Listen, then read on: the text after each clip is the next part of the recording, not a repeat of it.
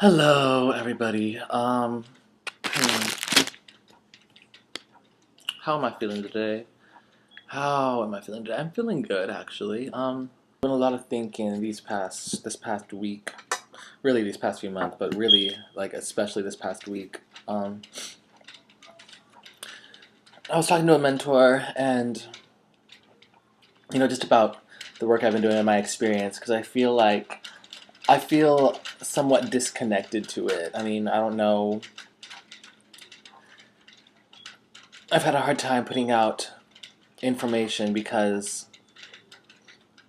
I don't know, I don't feel like I have a whole lot to say at the moment. No? Um, I don't feel like I have a whole lot to say. I have been putting out this message of, hope and happiness and everything, and, that's cute. But I feel like there's something more in me, but I don't know what it is, because you can only say that so many times. You can only be like, okay, be happy. I mean, I am a happy person overall. Overall, in the end, at the end of the day, I will always be smiling and happy. But, there's a lot of stuff that happens in between. And I was talking to him about my experience, when I was diagnosed with HIV. And, I've said before that I haven't cried, that I try not to cry because I try to find other ways to express myself or release whatever is in me. And that's great, that's cool, but he was like, wait, so you really never cried? Never at all? And I was like, no. And he was like, well, have you even really had a chance to grieve for yourself? And I didn't really, I mean, I kind of knew what he meant by that, but I mean, I asked him to expand a little. He was like, well, there was a part of you that no longer exists after you were diagnosed with HIV. Did you grieve for that part of you that you lost? And I, had to think for a second. I was like, no, I haven't. I haven't taken the time to sort out all my feelings with it. I mean, in the end, yes, I've accepted it, and I'm gonna be okay. Like, I've accepted that I'm gonna be okay, and that I'm gonna live, and that all this stuff. I've accepted that I have HIV. I've accepted all this stuff about it, But I skipped over a lot of the emotions in between, a lot of the experience in between. You know, I I didn't feel anything when I was told I had HIV. I mean, I just looked at the tester just like this.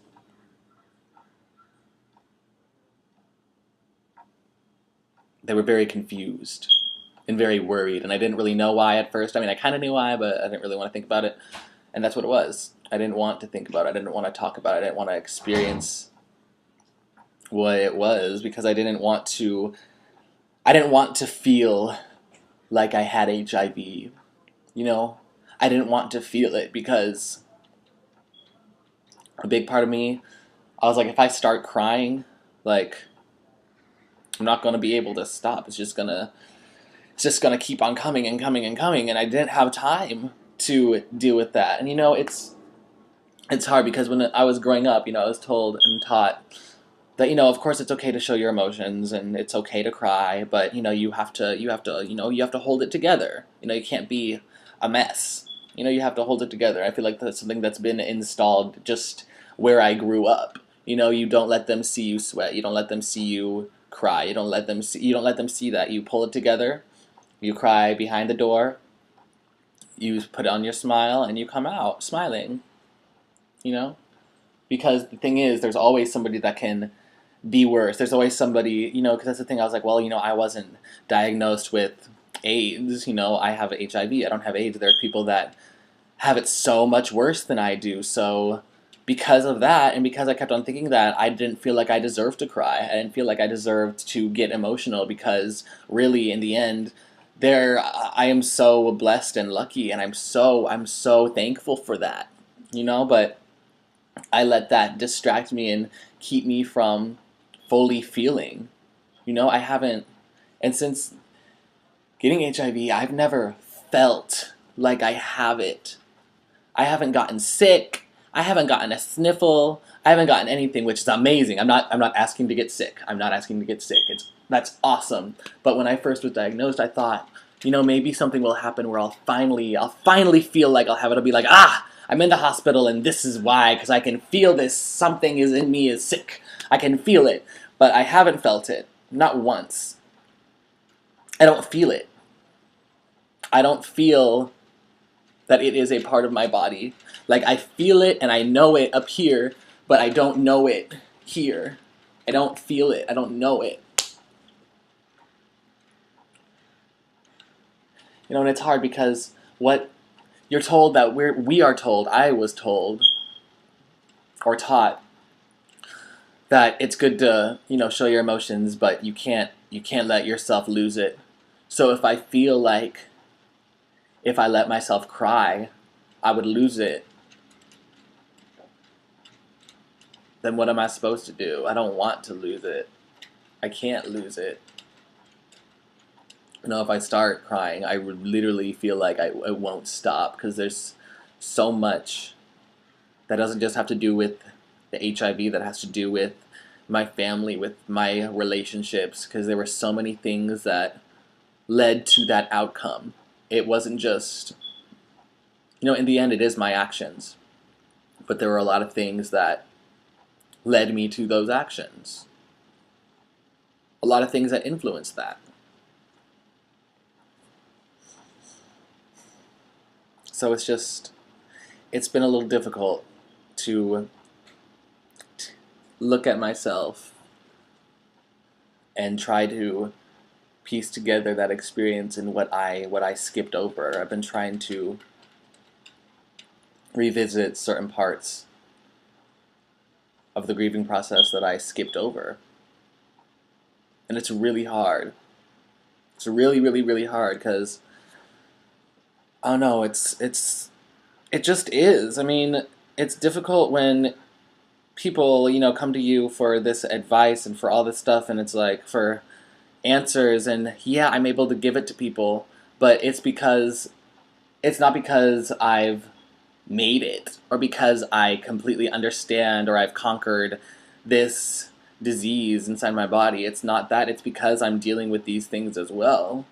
The advice that I give to people, it's something that I'm trying to adhere to and follow as well, just as hard, and it doesn't mean that I'm succeeding at all. It doesn't mean I'm succeeding.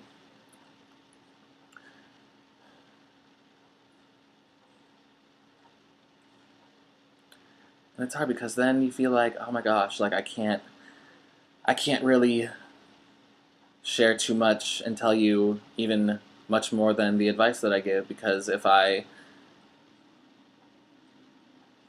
do that, then it becomes about me, and it doesn't become about the person that I'm helping, and it's hard to find people to talk to about that. It's hard to find somebody that really gets that. And yeah, my dancing does help a lot with it. It has helped a lot with me grieving and healing and, moving on, but, it's not, I realize now it's still not enough. I mean, it's good to have this outlet that I can pour myself into, but that doesn't mean that I should use it to distract from the actual problem.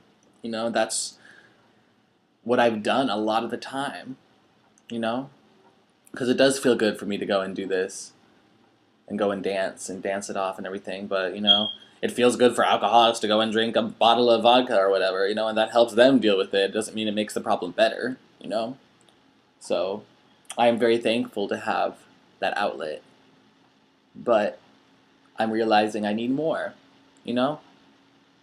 Outlet is a great place to start, though. It is an awesome place to start, but I need more. No, some people, I shared this with a friend, and he was like, okay, well then, if you feel this way and you feel so unsure about yourself a lot of the time, then why have you been, putting out these videos? Why have you been speaking about this? And a big part of it is because I feel like it needs to happen. I don't see this happening. I don't see many people speaking out about their experience. I don't see many positive guys talking about this besides, Adrian and Patrick and, a few other people that I've met. It's not something that is happening and it needs to happen. And I'm not gonna wait for myself to be ready to speak about it. Like I'm not. I'm not gonna wait. Why wait? Wait for what? Wait for who? There's no need to. I'm not gonna wait. We don't have time to wait. So, even though I'm still going through this process, I still feel like I can make a difference. And I really hope that's what other people see and feel as well. You may still be figuring out what this is, what your grieving process is, where you're going with this, but that doesn't mean you can't make a difference and speak out. We need more people like us to speak out, that are going through this, that know what this feels like. I wish I knew what it felt like. I can't feel nothing. Okay. Yeah.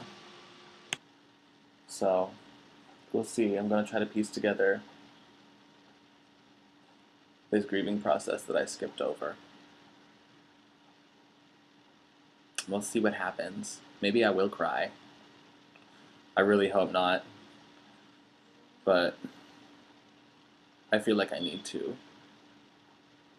It's just hard. I felt like I needed to cry this past week, so I think I've been thinking a lot about what happened when I first got HIV. And it does hit me here. It hits me here, but it's just like, I'm like,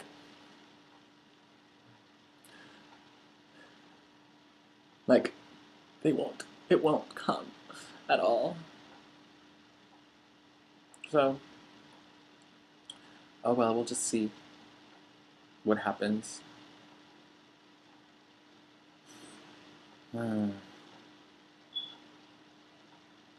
Yeah, we'll just see what happens.